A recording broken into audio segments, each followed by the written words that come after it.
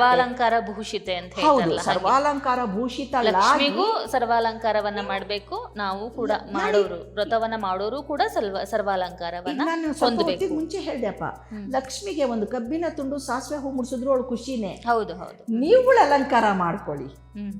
ಪೂಜಿಸುವವರು ಅಲಂಕೃತರಾದಾಗ ಲಕ್ಷ್ಮಿ ನಿಮ್ಮ ಕಡೆಗೆ ಒಲಿತಾರೆ. ಅದೇ ಥರ ಬೆಳ್ಕೊಂಡು ಹೋಗುತ್ತೆ.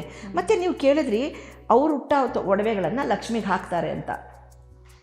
ಖಂಡಿತ ಅದು ನಮ್ಮ ಗುರುಕುಲದ ಪದ್ಧತಿಯ ಪ್ರಕಾರ ತಪ್ಪು ಅಂತ ಹೇಳ್ತಾ ಇದ್ರು. ಯಾಕೆ ಅಂದರೆ ನಿಮ್ಮ ಒಡವೆಯನ್ನು ಅವ್ರಿಗೆ ಹಾಕಿದಾಗ ಸಾಕಷ್ಟು ಕಡೆ ನಾನು ಇದನ್ನು ಕೇಳಿದ್ದೀನಿ, ನಮ್ಮ ಮನೆಗೆ ಬರುವಂಥ ವ್ಯಕ್ತಿಗಳ ಬಾಯಲ್ಲಿ ಕೇಳಿದ್ದೀನಿ. ಹಾಕಿದ್ವಿ ಅಮ್ಮಾಜಿ, ಈ ವರ್ಷ ಎಲ್ಲ ಹೋಗಿ ಬ್ಯಾಂಕಲ್ಲಿ ಕೂತಿದೆ, ಸಾಲಕ್ಕೆ ಹೋಗಿದೆ. ನೆಗೆಟಿವ್ ಎನರ್ಜಿನ. ಹೌದು. ಯಾಕೆ ಅಂದರೆ ದೇವರಿಗೆ ಆಶಯ ಹುಟ್ಟತ್ತೆ ಅದ್ರ ಮೇಲೆ, ಅದು ನಿಮ್ಮ ಹತ್ರ ಕಿರಕ್ ಬಿಡಲ್ಲ. ಇದು ಕೆಲವರಿಗೆ ಇದು ಹಿಡಿಸ್ದಲೇ ಇರ್ಬೋದು ಮಾತು. 100ಕ್ಕೆ 99 ಜನರ ಮನೇಲಿ ಇದಾಗಿದೆ. ಅಂದ್ರೆ ನಾವು ವರಮಹಾಲಕ್ಷ್ಮಿಯನ್ನ ಕೂರಿಸಿದಾಗ ಅವರಿಗೆ ನಮ್ಮ ಆಭರಣಗಳನ್ನ ತೊಡಿಸಬಾರ್ದು. ತೊಡಿಸ್ತೀರಾ ಯಾವ್ದಾದ್ರು ಒಂದೆರಡು ಅವರಿಗೆ ಅಂತ ಇಟ್ಬಿಡಿ, ದೇವರಿಗೆ ಅಂತಾನೆ ಇಟ್ಬಿಟ್ಟು ನೀವು ನೆಕ್ಸ್ಟ್ ಧಾರಣೆ ಮಾಡಬಾರ್ದು. ದೇವರಿಗೆ ಹಾಕಿದ್ದನ್ನ ನಾವು ಹಾಕೊಳ್ಬಾರ್ದು, ನಾವು ಹಾಕೊಳ್ಳೋದನ್ನ ದೇವರಿಗೆ ಹಾಕಬಾರ್ದು. ಹಾಗಾಗಿ ಇವಾಗ ಚಿನ್ನದ್ದೇ ಹಾಕ್ಬೇಕಂತೇನಿಲ್ಲ, ಆರ್ಟಿಫಿಷಿಯಲ್ ತುಂಬಾ ಅಲಂಕೃತವಾಗಿ ಕಣ್ಣಿಗೆ. ಬಹಳಷ್ಟು ಜನ ಏನ್ ಹೇಳ್ತಾರೆ ಅಂದ್ರೆ ಮಹಾಲಕ್ಷ್ಮಿ ಸಂಪತ್ತಿನ ಅಧಿದೇವತೆ, ಅವಳಿಗೆ ಯಾವುದೇ ಆರ್ಟಿಫಿಷಿಯಲ್ ಆಭರಣಗಳನ್ನ ಹಾಕಬಾರ್ದು, ಚಿನ್ನದ್ದೇ ಹಾಕಬೇಕು ಅಂತ ಹೇಳ್ತಾರೆ. ಇಲ್ಲಪ್ಪ, ಇದು ನಾವು ಮಾಡ್ಕೊಂಡ ಒಂದು ಪದ್ಧತಿ. ತೀರಾ ಕೆಲವ್ರಿಗೆ ಆಗಲ್ಲ, ಆವತ್ತು ದುಡ್ದು ಅವತ್ತು ತಿನ್ನೋರು ಚಿನ್ನದಾಭರಣ ಎಲ್ಲ ಹಾಕ್ತಾರೆ, ಅವ್ರಿಗೆ ಹಾಕೊಳ್ಳೋಕ್ಕೆ ಇರಲ್ಲ. ಹೌದು. ಒಂದು ಮೂಗ್ಬಟ್ಟಿರುತ್ತೆ, ಕಷ್ಟ ಬಿದ್ದು ಒಂದು ಯಾವ್ದಾದ್ರು ಒಂದು ಚಿಕ್ಕ ಓಲೆ ಇರಬಹುದು ಒಂದು ಹೆಣ್ಮಗಳ ಹತ್ರ, ಅವಳು ಅದನ್ನ ಬಿಚ್ಚು ಅವಳಿಗೆ ಹಾಕ್ಬಿಟ್ರೆ ಅವಳೇನು ಹಾಕ್ಕೊಳ್ತಾಳೆ? ಹೌದಲ್ಲಪ್ಪ. ಇಲ್ಲ, ದೇವರಿಗೆ ಮುಖ್ಯವಾಗಿ ಬೇಕಾಗಿರೋದು ದವನಗಳು, ಪತ್ರಿಗಳು. ಅಂದರೆ ಪ್ರಕೃತಿಯಲ್ಲಿ ಏನೇನು ಸಿಗುತ್ತೆ ಅದೆಲ್ಲವೂ ಅವಳು ಲಕ್ಷ್ಮಿ ಇಷ್ಟಪಡ್ತಾರೆ. ಸರಿ, ಆಯಿತಾ? ಹೂವಿನ ಅಲಂಕಾರ ಮಾಡಿ, ನಿಮ್ಗೆ ಹಂಗೆ ಬೇಕು ಅಂದರೆ ಹೂವಿನ ಅಲಂಕಾರ ಮಾಡಿ, ತಪ್ಪಿಲ್ಲ. ಬೇಕಾದಷ್ಟು ಇವಾಗ ಹೂಗಳು ಸಿಗುತ್ತಲ್ವಾ, ಹೌದು, ಹೂವನ್ನೇ ತುಂಬಿಸಿ ಅಲಂಕಾರ ಮಾಡಿ. ನಿಮ್ಗೆ ಹಂಗೂ ಹಾಕ್ಬೇಕನ್ಸಿದ್ರೆ ನಿಮ್ಮ ಒಡವೆನ ಅವ್ರಿಗೆ ಹಾಕಿದ್ಮೇಲೆ ನೀವು ಅದನ್ನು ಹಾಕೋ ಹಂಗಿರಲ್ಲ. ಇದು ಹಾಕ್ಕೊಳ್ಳೋಕೆ. ಆ್ಯಂಡ್ ಮೋರೋವರ್, ಅದೇ ಹೇಳಿದ್ನಲ್ಲ, ಈ ವರ್ಷ ಹಾಕಿದ ಒಡವೆ ನೆಕ್ಸ್ಟ್ ಇಯರ್ ಯಾವುದೋ ಒಂದು ಕಾರಣಕ್ಕೆ ಬ್ಯಾಂಕಿಗೆ ಹೋಗಿ ಸೇರ್ಕೊಳ್ತಾ ಇರುತ್ತೆ, ಉಳ್ಕೊಳ್ಳಲ್ಲ. ಯಾಕೆ ಅಂದರೆ ಅದರಲ್ಲಿ ಕೆಲವು ಸರ್ತಿ ಹೇಳ್ತಾರೆ ದೇವ್ರ ಕಣ್ ಬಿತ್ತೇನೋ ನಮ್ಮ ಮೇಲೆ. ಈ ಹಳೆ ಕಾಲದವ್ರು ಕೆಲವೊಂದು ಮಾತುಗಳನ್ನು ಆಡ್ತಾರೆ. ನೆಗೆಟಿವ್ ಎನರ್ಜಿ ಅಲ್ಲ ಅದು, ಅವರು ಇಷ್ಟಪಟ್ಟದ್ದು ಅವ್ರ ಕಡೆಗೆ ಹೋಗಿ ಸೇರ್ಕೊಳ್ಳುತ್ತೆ ಅನ್ನುವ ಒಂದು ನಂಬಿಕೆ. ಸರಿ, ದೇವರಿಂದ ನೆಗೆಟಿವ್ ಎನರ್ಜಿ ಬರಲ್ಲ. ಕೆಲವರು ಹಳೆ ಕಾಲದ್ದು ವಯಸ್ಸಾದ ಅಜ್ಜಿಯರು ಮಾಡ್ತಾ ಇರ್ತಾರೆ, ಥೋ ಅವ್ರು ಚೆನ್ನಾಗಿದ್ರು, ಅವ್ರ ಮೇಲೆ ದೇವ್ರ ಕಣ್ಣೇ ಬಿತ್ತೇನೋ ಅಂತ. ದೇವರು ಕೂಡ ಸಹಿಸ್ಲಿಲ್ಲ, ದೇವರು ಸಹಿಸ್ಲಿಲ್ಲ ಅಂತ ಹೇಳೋದುಂಟಲ್ವಾ. ಅಂದರೆ ಅದಕ್ಕೆಲ್ಲ ಅರ್ಥ ಇದೆ.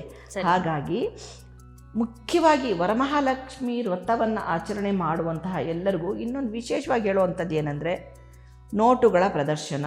ಹೌದು, ಎಲ್ಲರ ಮನೆಯಲ್ಲೂ ವರಮಹಾಲಕ್ಷ್ಮಿ ಹಬ್ಬ ಅಂದರೆ ಅವರು ನೋಟನ್ನ, ಅಂದರೆ ವರಮಹಾಲಕ್ಷ್ಮಿ ಅಲಂಕೃತ ಮಾಡಿ ಇಟ್ಟಿರ್ತಾರಲ್ವ ಕಳಶ, ಅದ್ರ ಮುಂದೆ ನೋಟಿನ ರಾಶಿಗಳಿಡ್ತಾರೆ, ಕಟ್ಟುಗಳಿಡ್ತಾರೆ, ತಟ್ಟೆ ತುಂಬ ನೋಟನ್ನ ಜೋಡಿಸಿ ಇಡ್ತಾರೆ.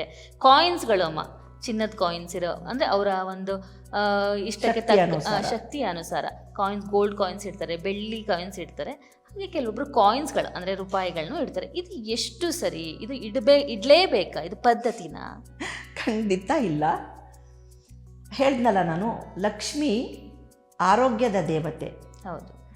ಲಕ್ಷ್ಮಿಯ ಮುಂದೆ ಡ್ರೈ ಫ್ರೂಟ್ಸ್, ನಿಮಗೆ ಶಕ್ತಿ ಇದೆಯಾ ಡ್ರೈ ಫ್ರೂಟ್ಸ್ ಇಟ್ಕೊಳ್ಳಿ. ಆಮೇಲೆ ಒಂದಷ್ಟು ಹರ್ಬ್ಸ್, ನಾವು ಯಾವ್ಯಾವುದು ಜ್ಯೂಸಿಗೆ ಹಾಕ್ಕೊಂಡು ಕುಡಿಯೋಕ್ಕೆ ಆಗತ್ತೆ, ಕಷಾಯದ ರೀತಿಯಲ್ಲಿ ಕುದಿಸ್ಕೊಂಡು ಕುಡಿತೀವಿ, ಅಂದರೆ ಲಾವಂಚ ಬೇರು ಇರ್ಬೋದು, ಕಂಕುಷ್ಟ ಇರ್ಬೋದು, ಸಾಕಷ್ಟು ಬೇರುಗಳಿದೆ. ಮಿಠಿ ಕಾಡಿ ಅಂತ ಹೇಳ್ತೀವಿ, ಜ್ಯೇಷ್ಠ ಮಧು ಕಡ್ಡಿಗಳನ್ನು ಇಡುವಂಥದ್ದು. ನಮ್ಮ ಮನೆಯಲ್ಲಿ ನಮ್ಮ ತಾಯಿಯವ್ರು ಮಾಡುವಾಗ ಜ್ಯೇಷ್ಠ ಮಧು ಇಡೋರು. ಜ್ಯೇಷ್ಠ ಮಧು ಅಂದರೆ, ಜ್ಯೇಷ್ಠ ಅಂದರೆ ಅಗ್ರಗಣ್ಯ, ಮಧು ಅಂದರೆ ಹನಿ, ಜೇನುತುಪ್ಪ, ಜ್ಯೇಷ್ಠ ಮಧು. ಆ ಕಡ್ಡಿಯನ್ನು ತಂದುಬಿಟ್ಟು ಲಕ್ಷ್ಮಿ ಮುಂದೆ ಅಲಂಕಾರ ಮಾಡೋರು. ಅವಾಗ ನಮಗೆ ಗೊತ್ತಾಗ್ತಿರ್ಲಿಲ್ಲ, ನಾವು ಅದನ್ನು ತೊಗೊಂಡು ಕಚ್ಕೊಂಡು ತಿಂತಾ ಇದ್ವಿ. ಅದು ಸಿಹಿ ಇರುತ್ತೆ ಕಡ್ಡಿ, ಅದು ಆರೋಗ್ಯವನ್ನು ವೃದ್ಧಿಸುತ್ತೆ. ಈಗ ಕೆಮ್ಮು, ಶೀತ, ಜ್ವರ ಬರುವಂತಹ ಸಮಯ, ಈ ವ್ರತಾಚರಣೆಯಲ್ಲಿ ಎಷ್ಟೊಂದು ವೈದ್ಯಕೀಯ ಹಿನ್ನೆಲೆ ಇದೆ ನೋಡಿ. ಆ ಜ್ಯೇಷ್ಠ ಮಧು ಇಡುವಂಥದ್ದು, ಲಾವಂಚ ಬೇರು, ಸಕ್ಕರೆ ಕಾಯಿಲೆ ಇರೋರಿಗೆ ಲಾವಂಚದ ನೀರನ್ನು ಕುಡಿಸಿದ್ರೆ ಅವರಿಗೆ ಪದೇ ಪದೇ ಬಾಯಾರಿಕೆ ಆಗಲ್ಲ. ಈ ತರಹದ್ದು ಲಕ್ಷ್ಮಿಯ ಮುಂದೆ ಇಟ್ಟು ಅದನ್ನು ಪ್ರಸಾದವಾಗಿ ಕೊಟ್ಕೊಂಡು ಕುದಿಸ್ಕೊಂಡು ಕುಡಿಯೋದು, ನೆನೆಸ್ಕೊಂಡು ಕುಡಿಯೋದು ಮಾಡುವಂಥದ್ದು. ಇಲ್ಲಿ ನೋಟು ಮತ್ತು ಕಾಯಿನ್ ಇಡ್ತೀರಾ, ಕಾಯಿನ್ ಕಬ್ಬಣದ ಕಾಯಿನು. ಕಬ್ಬಣ ಯಾರು? ಶನಿ.